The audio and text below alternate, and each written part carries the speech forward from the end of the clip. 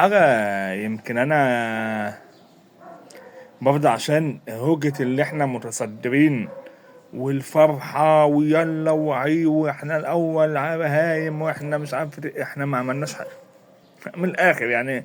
فوق بقى من الفرحة اللي بتيجي ساعة التلات نقط ما بيجوا إلا الجون وبتاع ويلا ونحط على الدنيا ونحط على لا، انت لسه بتنافس على الدوري، بتنافس على الكونفدرالية وما عملتش اي حاجة خالص.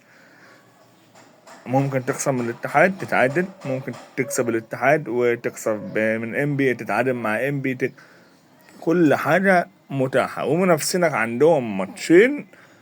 يعني يمكن بيراميدز ماتش البنك الاهلي هيبقى صعب عليه شوية، ولكن عنده حرس الحدود.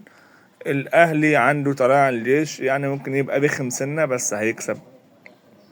الامل النهارده في ماتش المقاولين، ممكن المقاولين تعمل حاجة، ولكن الزمالك لحد الآن، لحد اللحظة اللي أنا الساعة دلوقتي النهاردة 5 مارس 4:30، الزمالك ما عملش أي حاجة خالص.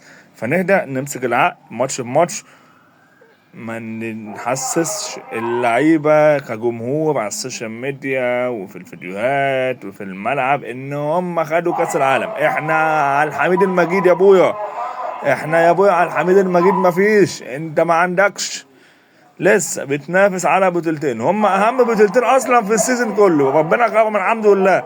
الرابطه كده كده ملهاش لازمه، كاس مصر انت طلعت منه، فعندك بطولتين لازم تاخد واحده فيهم، مع يا تاخد كونفدراليه مع مركز مؤهل ابطال، يا تاخد الدوري.